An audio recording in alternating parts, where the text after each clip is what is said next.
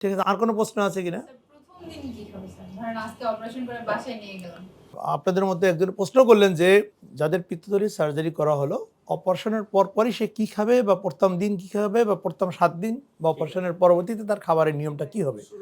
আমরা সাধারণত যেটা বলি যে যাদের খুব বড় ধরনের সমস্যা নেই, যেমন আজকে যে 11 জনের সার্জারি করা হলো, তার মধ্যে একজন রোগীর বেশ কিছু রোগ, diabetes, high blood pressure, bronchial asthma, hypothyroid, কিছুদিন আগে নিউমোনিয়া হয়েছিল, আবার আজকে সিরোসিস ধরা পড়লো। তার মানে বলতে গেলে ওনার এমন কোনো রোগ নাই যেটা নেই। ওনার আম্মাকে পড়লেই একজনের এমবিবিএস এর যে সিলেবাস কমপ্লিট হয়ে যাবে, মেডিসিনের সিলেবাস কমপ্লিট হয়ে যাবে, এরকম ব্যাপারটা, তাই না? এইরকম ব্যতিক্রম বাদে যারা একটা বা দুইটা রোগ, জাস্ট হাই ব্লাড প্রেশার বা হাইপোথাইরয়েড আছে বা অ্যাজমা আছে বা কোনো রোগী নেই, তাদের ক্ষেত্রে আমরা যেটা বলি 5 ঘন্টা পরে প্রথমে প্লেন ওয়াটার দিয়ে শুরু করবে, সাদা পানি অথবা ডাবের পানি, একটু আহ্লাদ করে ডাবের পানি খাওয়াইলেন, হ্যাঁ, দরকার নেই যদিও, হ্যাঁ। তারপর যেহেতু উনি একটু রোগী, উনি সবাই একটু চায় যে রোগীকে আলাদাভাবে সেবা করা হবে, এই জন্য আমরা একটু আহ্লাদ করে বলি একটু ডাবের পানি খাবেন। আসলে কোনো রোল নাই, হ্যাঁ, there is no necessity of ডাব water, okay, plain water is the best water, হ্যাঁ।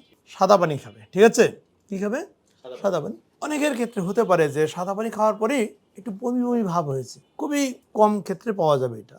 যদি হয় তাহলে খাবার আবার 2 ঘন্টা বন্ধ রাখেন, তারপরে আবার সাদা পানি দেন।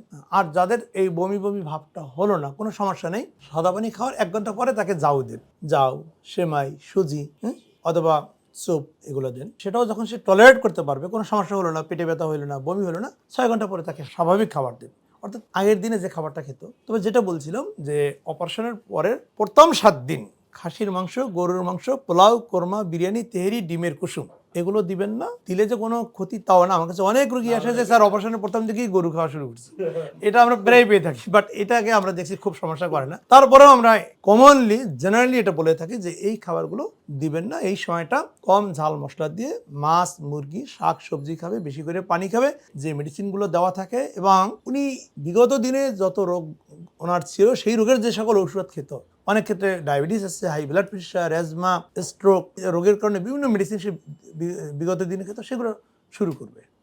এই হচ্ছে খাবারের নিয়ম।